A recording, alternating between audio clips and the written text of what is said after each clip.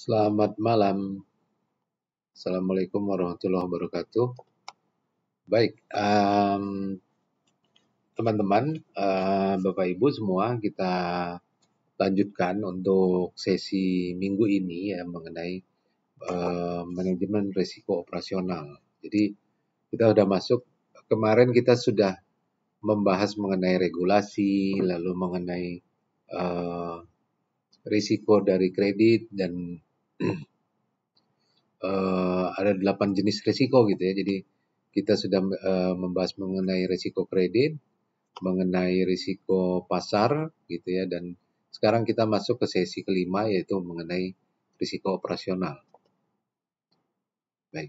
Jadi apa yang dimaksud dengan risiko operasional ya, Bapak Ibu. Jadi kalau di dalam perbankan risiko operasional itu mengacu kepada risiko yang tidak saja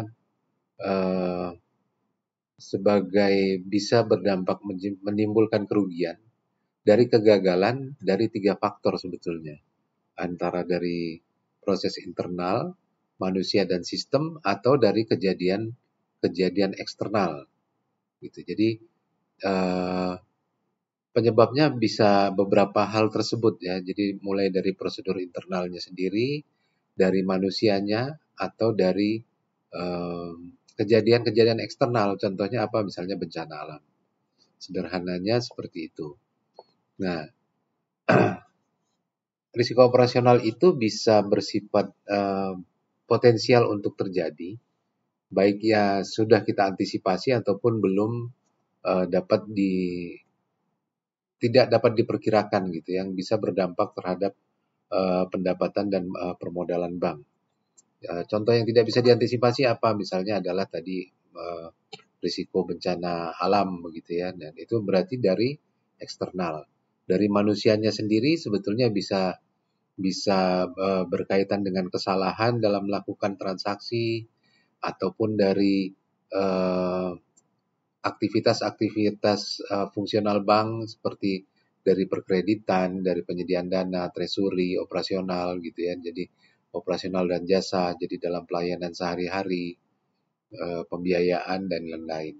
Termasuk di sini juga adalah dalam pengelolaan sumber daya manusia. Contoh sederhananya begini. Kalau dari pengelolaan sumber daya manusia itu contohnya mungkin bank itu harus memperhitungkan bahwa SDM ini perlu dikembangkan, bahwa diperlukan pengembangan skill dari SDM di organisasi tersebut begitu ya. Dari teknologi juga bisa terjadi. Nah, ini beberapa semua aktivitas-aktivitas yang terkait dengan aktivitas fungsional bank yang bisa berdampak bisa menyebabkan kerugian, baik yang sudah bisa diantisipasi maupun yang belum dapat diantisipasi. Nah, ini peristiwa-peristiwanya ya Bapak Ibu. Jadi bisa dari proses internal, dari risiko dari manusia, risiko sistem, risiko eksternal, dan ada turunan-turunan sebetulnya dari risiko operasional ini seperti risiko legal. Jadi turunan-turunannya sebetulnya risiko operasional ini ada beberapa, antara lain risiko legal, risiko strategik gitu ya, kesalahan dalam mengambil keputusan, itu juga termasuk dalam risiko operasional. Ada risiko hukum, ada risiko reputasi, dan itu juga berdampak kepada bisa menyebabkan kerugian kepada bank. Nah, ini misalnya risiko operasional itu bisa tumbuh karena misalnya dengan dilakukannya otomatisasi. Jadi kalau Bapak Ibu rekan-rekan lihat sekarang bahwa banyak dilakukan otomatisasi, digitalisasi di sektor perbankan gitu ya, dengan menyiapkan teknologi, dengan menggunakan teknologi, dan berarti ini bersentuhan dengan manusianya akan semakin berkurang gitu ya, semakin berkurang, dan kemungkinan muncul risiko-risiko tersendiri di situ. Lalu ada risiko ketergantungan terhadap teknologi, outsourcing, ini terkait dengan pengadaan sumber daya manusia. Lalu juga terorisme bisa menyebabkan kerugian. Globalisasi, insentif dan perdagangan, volume dan proses perkara.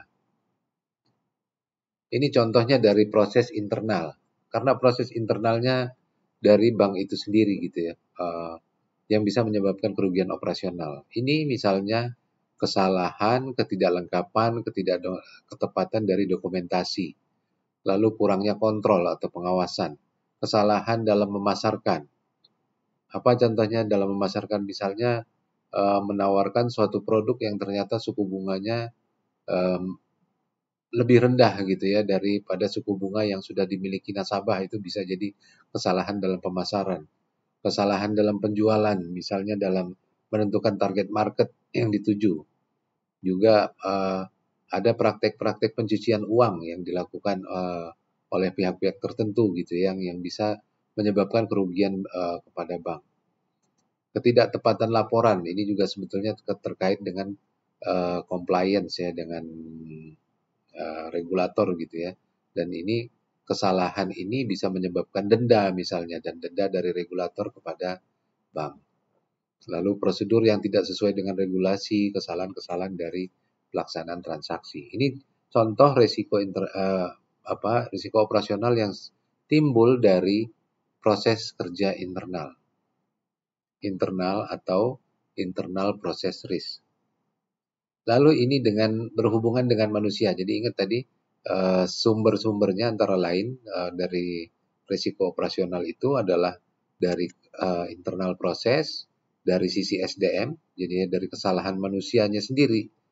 Ini misalnya berhubungan dengan karyawan, misalnya kesalahan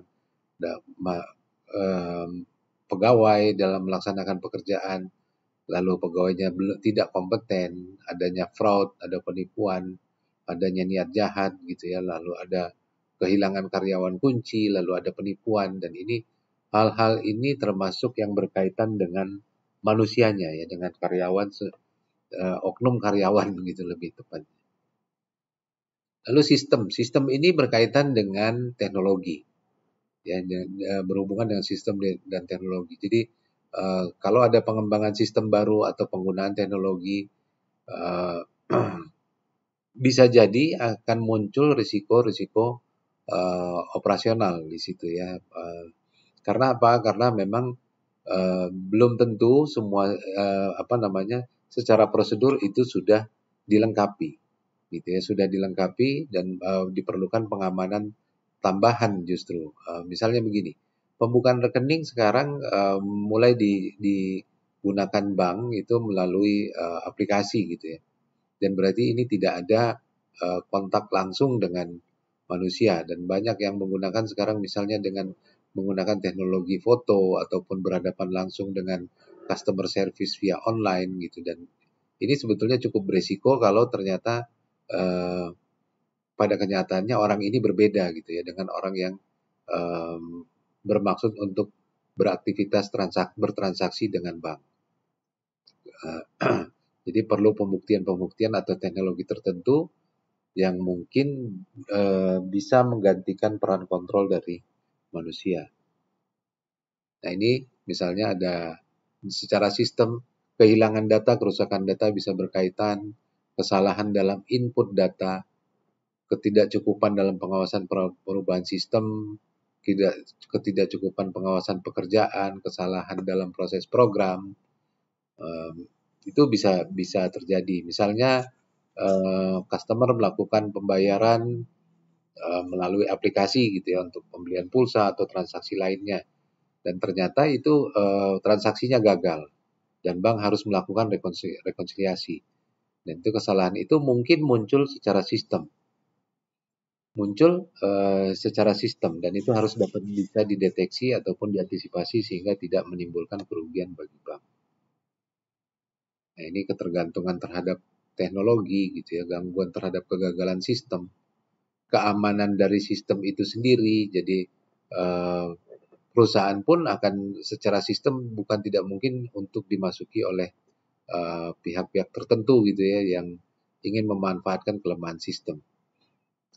Mungkin juga teman-teman juga sering ketemu tuh ada penawaran-penawaran yang mengaku-ngaku dari suatu bank gitu ya,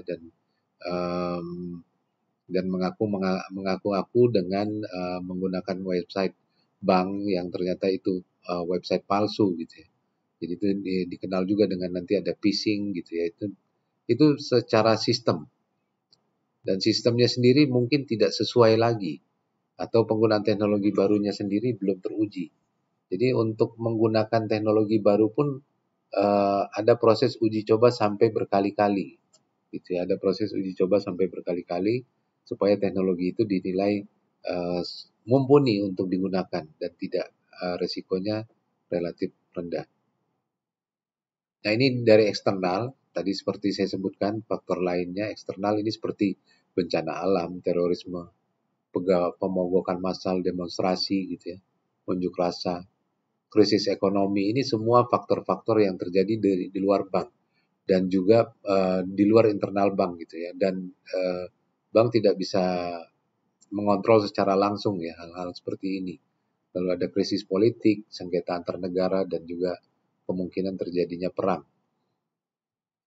Nah, ini salah satu turunan lainnya ya dari risiko operasional.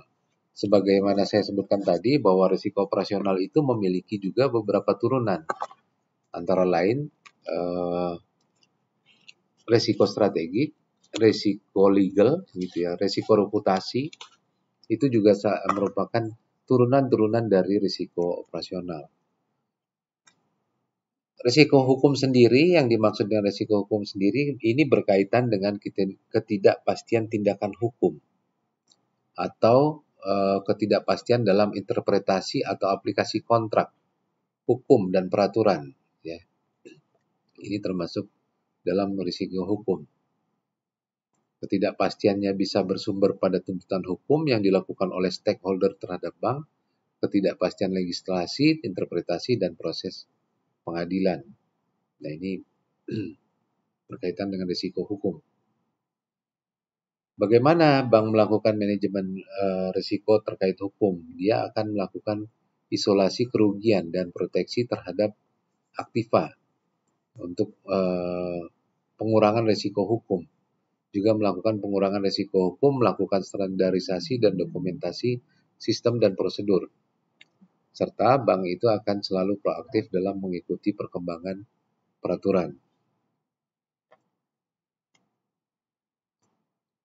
Jadi ruang lingkup pengawasannya sendiri di risiko operasional ini akan mencakup pengawasan aktif dari direksi, komisaris, seperti juga risiko kredit harus memiliki kecukupan kebijakan prosedur dan penetapan limit. Lalu dilakukan proses identifikasi, diukur risikonya, dipantau, dan memiliki sistem informasi manajemen risiko yang mumpuni. Dan lalu baru dilakukan proses pengendalian risiko operasional.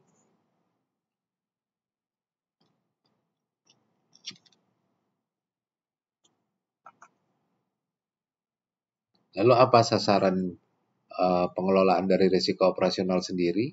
Adalah pertama, memahami risiko operasional yang utama, sehingga pengelolaan risikonya akan menjadi lebih fokus untuk mengurangi kerugian yang tidak perlu, menghindari kerugian yang tidak diharapkan, dan meningkatkan efisiensi dalam operasional perusahaan. Teknisnya nanti akan ada di slide berikutnya, bahwa itu ada beberapa faktor yang harus dipertimbangkan, antara lain mengenai frekuensi dan impact-nya gitu ya, dan ada tools yang digunakan juga untuk mengelola risiko operasional.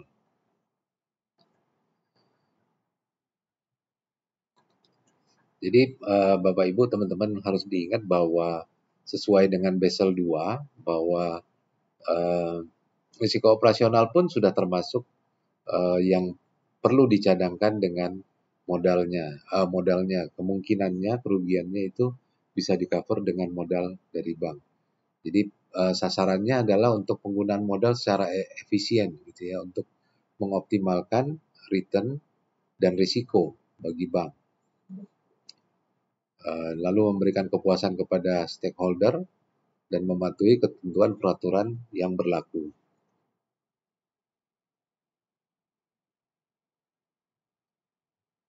Nah, seperti halnya dengan risiko kredit atau risiko pasar gitu ya, di dalam risiko operasional juga ada kebijakan dan prosedur penetapan limit.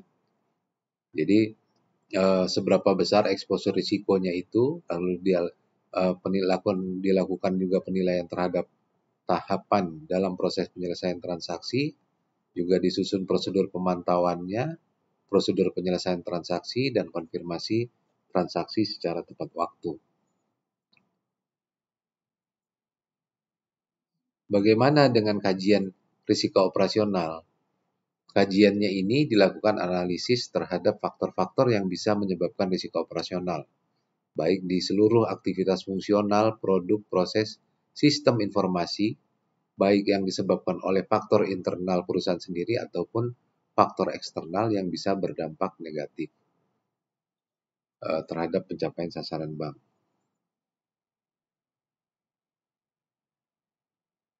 Langkah-langkahnya seperti apa? Yang pertama adalah melakukan identifikasi, nanti dikenal dengan RCSA. Itu ya, nanti ada toolsnya dikenal dengan RCSA. Jadi risk control self assessment gitu ya. Nanti sesudah itu dikembangkanlah database mengenai kerugian. Misalnya frekuensi satu transaksi itu salah dilakukan oleh teller gitu ya, itu nanti dicatat frekuensinya berapa kali gitu ya. Dan ini akan menjadi database dan kerugiannya ini berapa kali. Jadi ada eventnya yang dicatat, eventnya, kejadian yang dicatat, dan dikembangkanlah database kerugian dari event-event tersebut. Jadi seperti itu untuk mitigasinya, dan mungkin nanti banknya akan menetapkan hurdle rate gitu ya. Jadi ada batasan tertentu gitu untuk mengcover kerugian tersebut. Lalu digunakanlah metode-metode untuk identifikasi risiko operasional. Nah, ini contoh ininya ya Bapak Ibu, untuk metodenya. Satu, self risk assessment atau dikenal juga RCSA, risk control self assessment. Jadi risiko dan kontrol pengukuran swadaya gitu ya, diukur secara swadaya kemungkinan terjadinya risiko dan kontrol. Lalu dilakukan mapping, dan ini nanti ada key risk indicator, ini semacam thresholdnya. Jadi ini bisa digunakan secara harian untuk melihat apakah kejadian-kejadian dari risiko operasional itu sudah melampaui atau belum melampaui dari threshold tertentu. Dan ini dikembangkan dalam bentuk scorecard. Nah, ini turunan yang lain tadi dari risiko operasional, antara lain risiko hukum. Jadi risiko hukum ini bisa berkaitan dengan penyediaan dana, dengan transaksi treasury, dengan operasional dan jasa, jasa biaya perdagangan, teknologi sistem informasi, pengelolaan SDM, dan logistik. Jadi dalam mengidentifikasi hal-hal ini akan dicatat setiap eventnya, gitu ya, dan identifikasinya dan dicatat dan menata usahakan setiap event itu. Lalu berkaitan dengan risiko strategik, identifikasinya seperti apa? Yaitu melekat juga dengan aktivitas fungsional. Jadi mencatat dan menata usahakan perubahan kinerja akibat tidak terrealisir atau tidak efektifnya pelaksanaan dari strategi. Terhadap kepatuhan, risiko kepatuhan identifikasinya seperti apa? Itu sama, jadi melalui aktivitas usaha bank, melalui regulasi, ketidakpatuhan atau kepatuhan atau ketidakpatuhan bank terhadap regulasi, dan litigasi. Nah, ini di risiko operasional juga adalah termasuk di risiko inherent, yaitu risiko yang melekat pada bank itu, dari melekat pada setiap produk dan aktivitas bank. Yaitu misalnya terkait dengan perkreditan, treasury, dan investasi, operasional, dan jasa gitu ya. Dan contoh sederhananya begini, misalnya dalam perkreditan risiko inherent yang melekat gitu ya dalam pemberian kredit, misalnya waktu penandatanganan perjanjian kredit gitu ya, dan ternyata ada satu step yang terlupakan, sehingga bukan tidak mungkin nasabah itu dirugikan, dan itu melekat sebetulnya dengan aktivitas fungsional perkreditan. Nah, kesalahan-kesalahan secara operasional itu bisa menyebabkan kerugian kepada bank. Jadi risiko yang melekat itu karena aktivitas dari bank tersebut sendiri, ya, baik dari aktivitas bisnis perkreditan, treasury, operasional dan jasa gitu ya. Jadi misalnya, untuk setiap penarikan uang tunai oleh nasabah itu harus ditandatangan gitu ya. Dan sudah dibayarkan ternyata tanda tangannya berbeda dan karena tidak ada verifikasi dari bank gitu yang bisa menyebabkan kerugian. Antara lain lalu perkreditan juga ini pembiayaan perdagangan, pendanaan, aktivitas dalam pendanaan dan instrumen hutang, teknologi sistem informasi dan sumber daya manusia.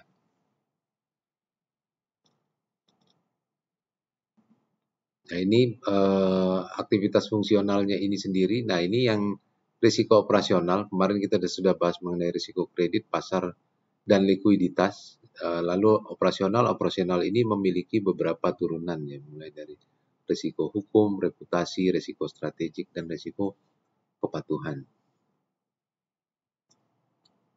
Nah ini alat kontrolnya Bapak Ibu. Salah satunya dikelola melalui RCS atau juga disebut dengan RCSA, Risk Control Self Assessment. Jadi pengawasan yang digunakan bank dalam mengelola risiko. Komponennya sendiri terdiri dari pengawasan Dewan Komisaris dan Direksi, kebijakan prosedur penetapan limit, pengukuran pemantauan dan sistem informasi manajemen, dan pengendalian internal.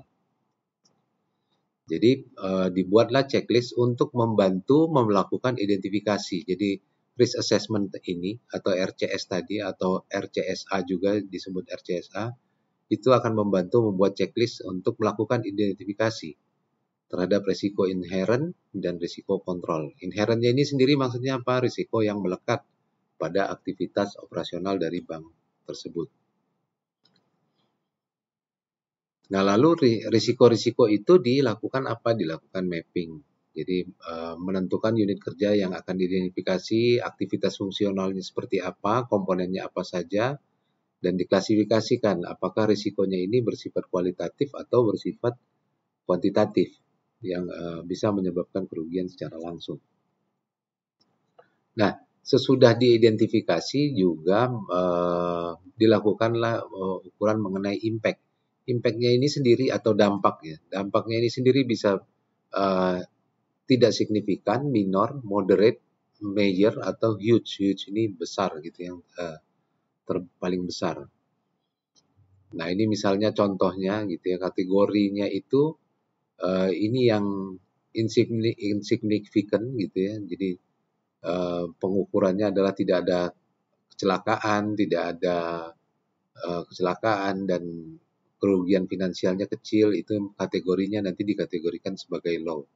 Sementara kalau huge itu mesti misalnya terjadi kematian gitu ya, ada kerugian keuangan secara besar. Nah ini impact-nya kategorinya mungkin sebagai besar. Lalu ada juga yang menengah nih, moderate misalnya diperlukan pelayanan medis gitu ya, dan hal-hal lainnya yang masih bisa diterima oleh bank impact-nya.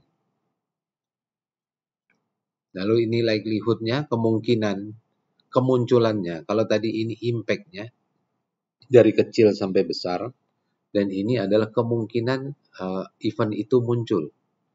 Ya kalau kita lihat ini bahwa almost certain, paling tinggi bahwa suatu event itu kemungkinan muncul dalam setiap situasi. Gitu ya. Misalnya contohnya apa? Misalnya salah bayar oleh petugas kasir gitu ya, atau teller gitu ya, kesalahan bayar. Mungkin frekuensinya tinggi gitu ya, mungkin. Tapi mungkin nilainya kecil gitu. Jadi akan dilihat dari sisi impact dan dilihat dari sisi frekuensi. Dan setelah dilakukan mapping akan dikelompokkan lagi. Low apabila risiko terjadi, kerugian yang timbul itu sangat rendah. Moderate bila risiko terjadi, kerugiannya itu sedang. Sedangkan high, kalau risikonya terjadi, maka kerugian yang ditimbulkan akan sangat tinggi. Nah, Next step-nya adalah sesudah adanya self assessment, dilakukanlah key risk indicator. Nah, ini yang bisa digunakan untuk setiap hari. Jadi merupakan data statistik atau matrik yang menyediakan data posisi risiko operasional. Bisa setiap hari, setiap bulan gitu ya, seperti total aset, total pinjaman, total modal, rasio keuangan, dan lain-lain. Ini key risk indicator tools berikutnya ya, berkaitan dengan key risk indicator. Dan lalu akan dibuat sebuah semacam scorecard ya, yang untuk mentranslasikan penilaian kriteria-kriteria tadi secara kualitatif menjadi matrik kuantitatif yang dapat digunakan.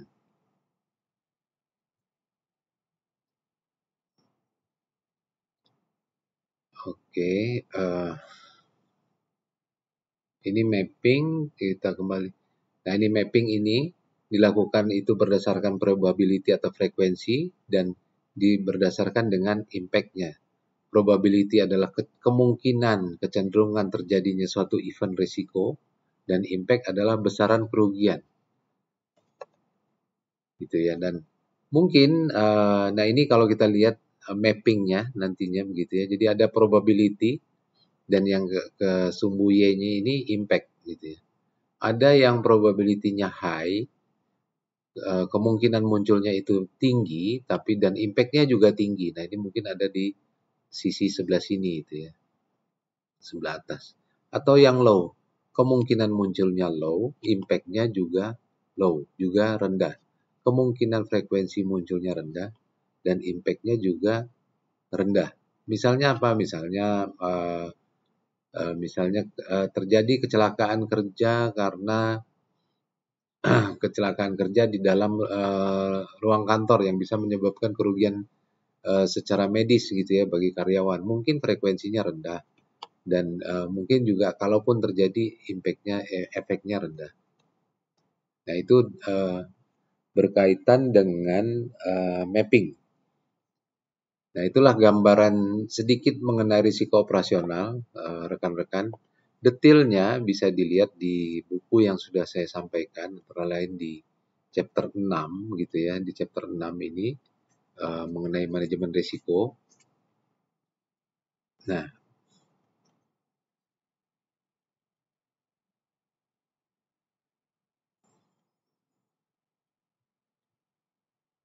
ini definisi dari Bank Indonesia di bawah risiko operasional dapat diartikan sebagai risiko akibat ketidakcukupan atau tidak berfungsinya proses internal tadi, manusianya, kesalahan dari manusianya, kegagalan sistem atau kejadian-kejadian eksternal yang mempengaruhi kinerja operasional bank. Lalu turunannya apa saja dari risiko operasional? Risiko operasional itu memiliki beberapa turunan. Misalnya adalah di sini risiko strategik, risiko kepatuhan, risiko legal, dan risiko reputasi. Oke, risiko strategik, risiko legal, risiko reputasi nanti kita akan bahas di sesi-sesi berikutnya. Saya ingin memperlihatkan sebetulnya adalah mengenai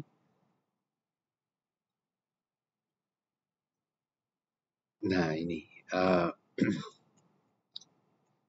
Nah, tadi seperti disebutkan bahwa risiko operasionalnya itu mesti dilihat dari cost-nya, dari sebabnya, event-nya, dan efeknya. Jadi, risiko operasional ini melekat pada semua produk jasa bank. Jadi, bahwa setiap kejadian berkaitan dengan risiko operasional atau event dipicu oleh beberapa jenis cost, penyebab yang bisa menimbulkan beberapa dampak kerugian atau impact. Ya, jadi cost, event, dan efek. Penyebab kejadiannya seperti apa dan dampak kerugiannya seperti apa. Tadi penyebabnya bisa dari sistem, bisa dari manusia, kegagalan proses internal, kegagalan dan kejadian eksternal. Kalau misalnya kita sebutkan kejadian eksternalnya mungkin bencana alam, mungkin frekuensinya tidak besar, tapi impact kerugiannya mungkin besar. Lalu event ini adalah kejadian di mana event itu adalah sesuatu yang terjadi pada periode tertentu, dan bank harus menetapkan kejadian risiko dalam kategori tipe kejadian dan didasarkan pada akar permasalahan. Misalnya juga ada eventnya itu apakah disebabkan oleh internal fraud. Jadi misalnya dari internal banknya sendiri adanya penggelapan, penyalahgunaan properti gitu ya. Lalu external fraud misalnya oleh pihak luar gitu, oleh pihak eksternal yang menyebabkan kerugian bagi bank. Contohnya dengan melakukan penipuan, perusakan properti bank gitu ya, dan itu bisa menyebabkan kerugian.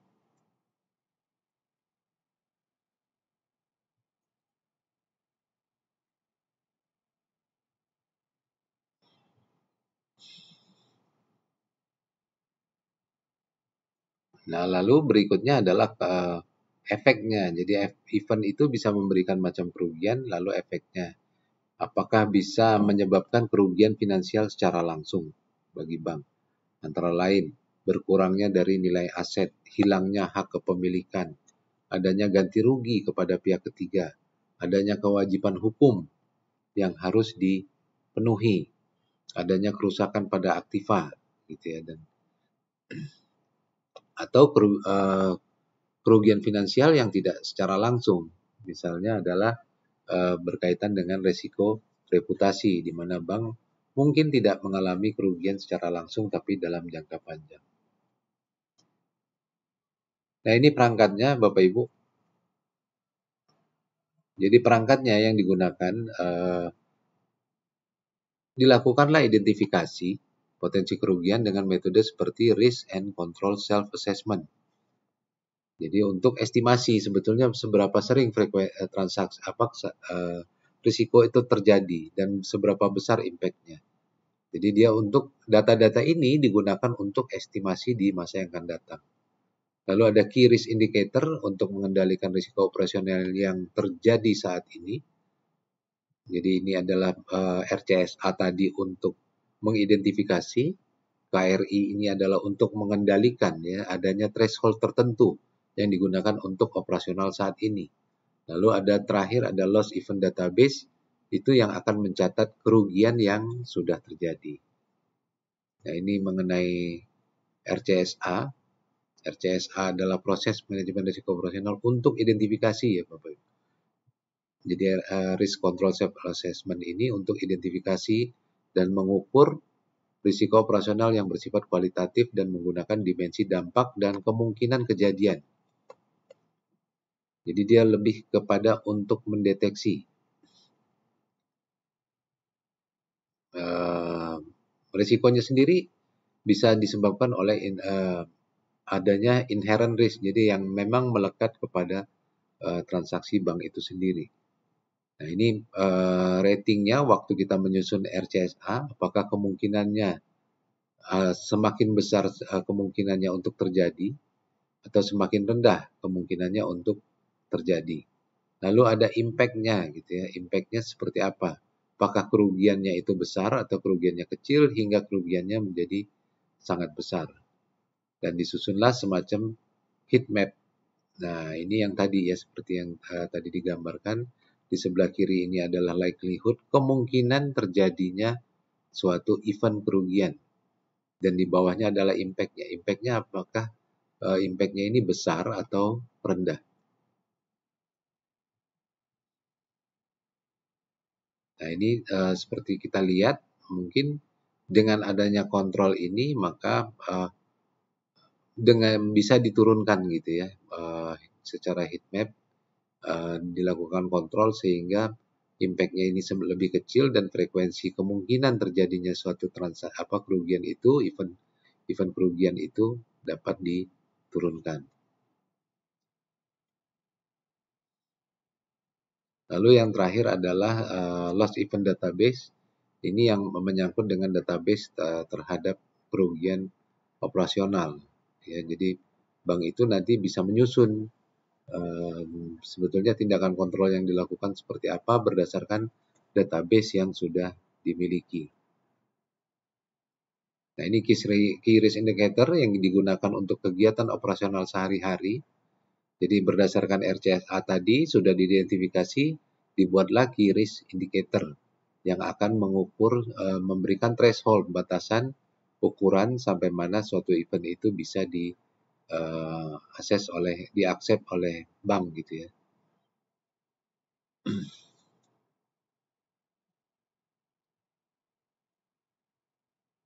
Oke.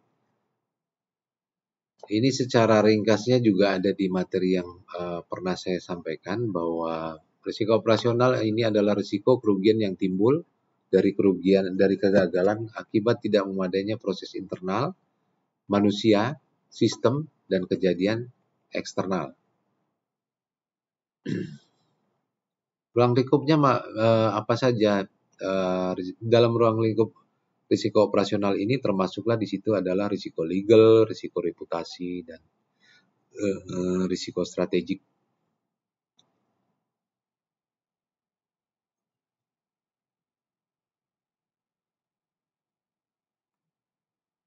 Nah, ini dampaknya gitu ya, frekuensi dengan dampaknya diukur.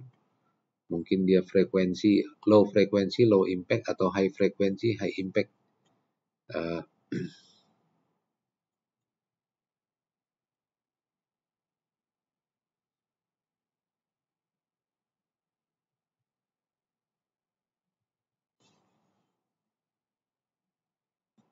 Kerugiannya sendiri bersifat seperti apa? Adalah kerugian yang bisa diperkirakan atau expected loss, ya, atau kerugian yang tidak diperkirakan atau unexpected loss gitu ya.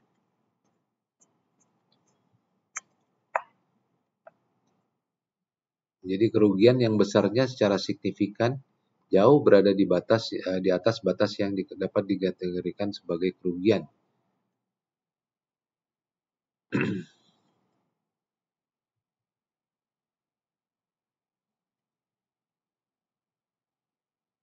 Dan berdasarkan hal-hal ini dilakukanlah sesudah dilakukan mapping dan dimiliki loss event database, maka bank bisa mengalokasikan sebetulnya modal yang diperlukan gitu ya, alokasi modal untuk mengcover risiko-risiko operasional ini.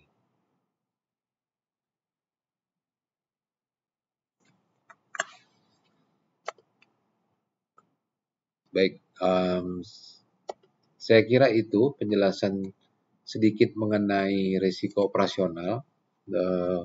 Di sesi-sesi berikutnya saya akan tambahkan mengenai turunan-turunan dari risiko operasional ini. Di mana tadi kalau kita ingat bahwa dalam risiko operasional itu termasuk di dalamnya adalah risiko hukum, risiko reputasi, risiko strategik gitu ya, kesalahan dalam mengambil keputusan. Dan risiko operasional itu sendiri adalah risiko yang berkaitan dengan aktivitas bank ya, baik yang disebabkan oleh manusia, disebabkan oleh sistem, disebabkan oleh proses internal, disebabkan oleh faktor eksternal. Baik, saya kira cukup untuk pertemuan kita kali ini. Terima kasih, selamat malam. Kita akan ketemu lagi minggu depan. Assalamualaikum warahmatullahi wabarakatuh.